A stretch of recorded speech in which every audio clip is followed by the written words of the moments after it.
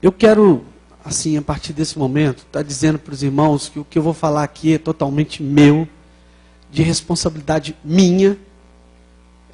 Não tenho nenhuma, eu não estou sendo induzido por pastor, por amigo, por família. Minha família, inclusive, ninguém sabe o que eu estou querendo dizer para os irmãos.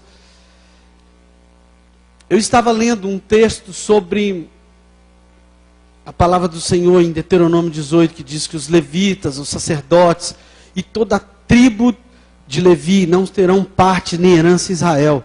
Comerão das ofertas queimadas do Senhor e da herança dele. Não terão herança no meio dos seus irmãos. O Senhor é a tua herança, como lhe tem dito. Este, pois, será direito dos sacerdotes, a receber do povo, dos que oferecem sacrifícios de boi ou de ovelha. O ofertante dará ao sacerdote a espada, as queixadas e o bucho. Aos sacerdotes dará as primícias do teu grão, do teu mosto e do teu azeite, e as primícias das tuas tosquias e das tuas ovelhas. Irmãos, esse texto, ele mostra claro como que o povo cuidava do sacerdote, como que o povo cuidava dos pastores, como que o povo cuidava dos líderes. E hoje, eu estou com o coração muito partido, porque o diabo conseguiu inverter toda a história. O diabo conseguiu colocar a coisa de uma maneira em que os pastores devem cuidar de todas as ovelhas, de todas as pessoas, mas os pastores são super-heróis. Os pastores não sentem dores, os pastores não têm problemas, os pastores não têm família. Pouco me importa o que acontece com o pastor, o que importa é o que eu vou receber do pastor. E aí vem uma pergunta: será se são pastores ou semideuses? Será se as pessoas estão esperando pessoas que vão trazer a palavra de Deus e abençoar o coração? Ou você espera semideuses que nunca vão errar e nunca vão falhar? Sabe, os pastores cuidam dos drogados, casamentos com problemas, problemas financeiros, problemas de toda sorte. Chama o pastor. Se precisa de um carro, chama o pastor. O carro do pastor é nosso. A casa do pastor é nossa. Eu já ouvi isso várias vezes. Uma vez eu estava precisando do meu carro. A pessoa falou assim: olha, o carro é nosso. Amém. Só que eu quero perguntar uma coisa. Será se as pessoas se importam se o pastor deu conta de pagar as contas? Será se alguém se importa que o pastor ficou doente? Será se alguém se importa em levar um remédio para o pastor? Irmãos, eu estou desabafando isso porque eu sou presidente do conselho de pastores aqui da cidade. E eu tenho visto muitos pastores sofrendo. Muitos pastores, inclusive eu. Eu não estou sofrendo de doença, eu não estou passando problema financeiro, mas eu estou passando problemas que as pessoas às vezes olham para a gente e cobram. A cobrança é implacável. Se olha para você na rua, por que você não está orando? Se você está orando, só ora, não faz nada. Se você prega, só fica pregando, mas não vive. Se você ajuda os pobres, só quer ajudar os pobres, mas não faz nada para a gente. E eu quero cobrar: onde estão os amigos dos pastores? Eu fiquei sabendo de alguns pastores que estão com problemas com as suas esposas. E onde estão as mulheres que são amigas das mulheres de pastores? Onde estão as pessoas que querem ser bênção na vida dos pastores? Irmãos, é muito simples julgar um pastor. E eu não estou me colocando como vítima, eu nasci num lar evangélico. E uma das coisas que eu falei na minha vida: Senhor, eu não quero ser um pastor, eu posso ser qualquer coisa. Eu limpo, eu passo, eu mexo com a cabine de som, eu faço piso, eu limpo o teto, mas pastor eu não quero ser. Sabe por quê, meu irmão?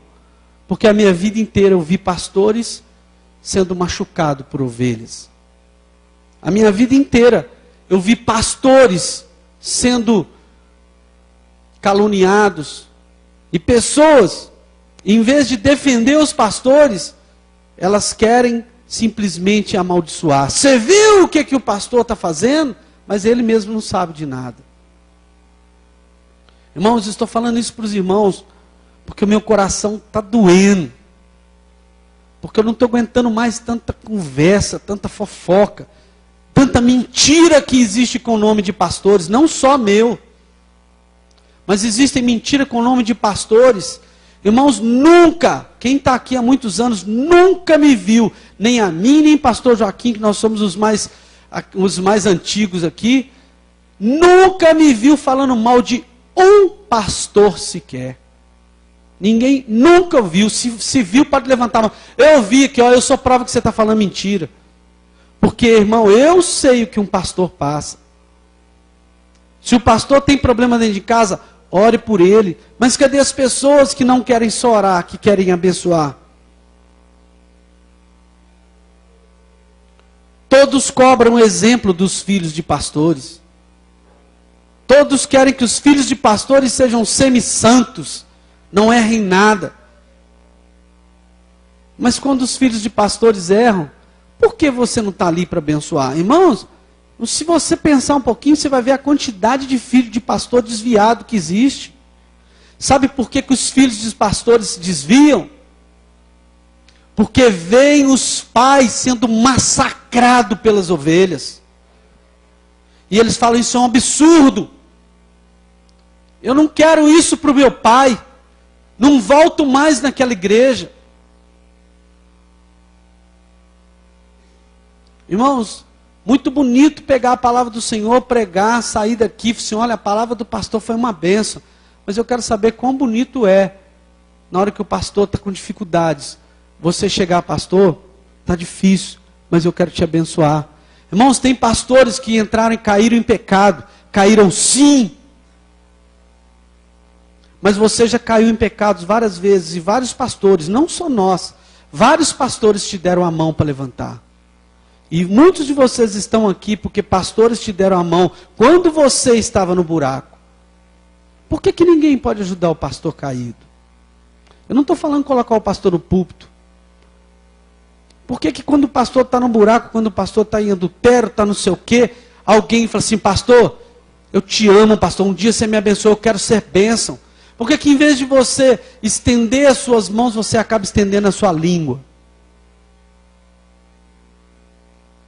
Sabe, isso tem me incomodado por muito tempo, e eu sei que isso machuca muitos pastores, porque um pastor chegou até mim e falou assim, olha, minha esposa não quer mais conviver comigo. Eu falei, por quê? Porque ela não aguenta mais tanta injustiça da igreja feita com ela. Irmãos, tem pastores que têm sofrido muito. Tem pastores aqui dessa cidade que passam dificuldade financeira. Pastor aqui dessa cidade que eu levei cesta básica para comer. Eu fui fazer visita para pastor. Quando foi 4 horas da tarde, não tinha cheiro nem de ovo. Falei, pastor, está tendo dificuldade? Estamos. Não tinha comida. Mas onde estão aquelas ovelhas daquele pastor?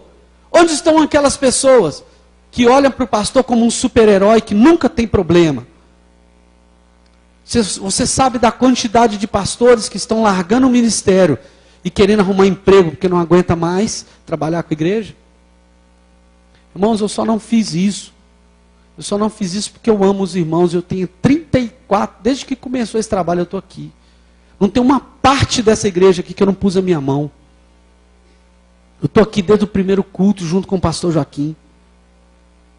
Eu e a minha família, nós doamos a nossa vida entregando aqui para vocês.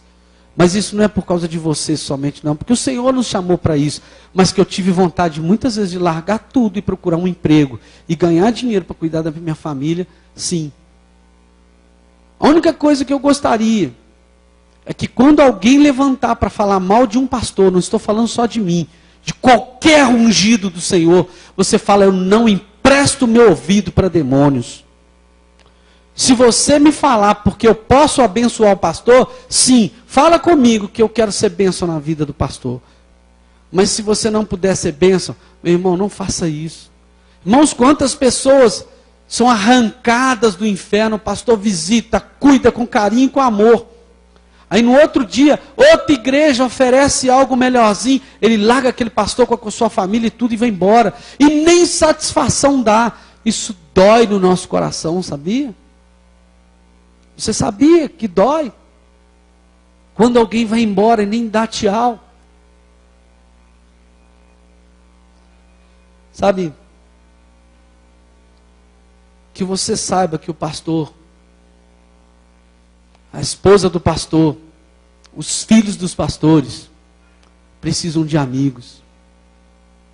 Para que o meu filho queira ser um pastor um dia, ele precisa de ver em mim e ver em você que nós somos uma família. Para que amanhã a próxima geração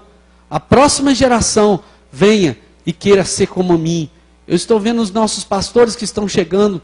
Será como que eles estão encarando tudo isso?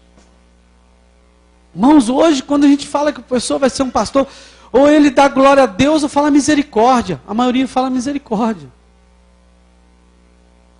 Eu não estou falando que existem erros, que não existem pastores que erram. Eu só estou dizendo que seja você um abençoador de pastor. Amém, igreja? Eu quero pedir para os irmãos perdão, porque eu precisava de falar isso. Foram muitos anos assistindo pastores sendo massacrados. E os pastores choram calados. Porque se o pastor chorar perante público, eu não vou ficar naquela igreja que o meu pastor é fraco. Se o pastor pedir uma ajuda financeira, eu não vou ficar naquela igreja. Se o pastor não tem dinheiro, é porque a igreja está em pecado. O pastor não pode falar que ele está doente. Cadê a oração? Ele ora por todo mundo. Por que ele não ora por ele mesmo? Irmãos, a última cirurgia que eu fiz, eu posso falar que Deus é testemunha. Não vou citar nome. Uma pessoa me visitou. E todas as vezes que alguém está doente, e eu não posso fazer a visita, às vezes que eu nem estou sabendo, a acusação vem imediata. Você é pastor? Nem foi me visitar. Meu irmão, eu nem fiquei sabendo. Então, você não adianta justificar, você está errado. Você é pastor.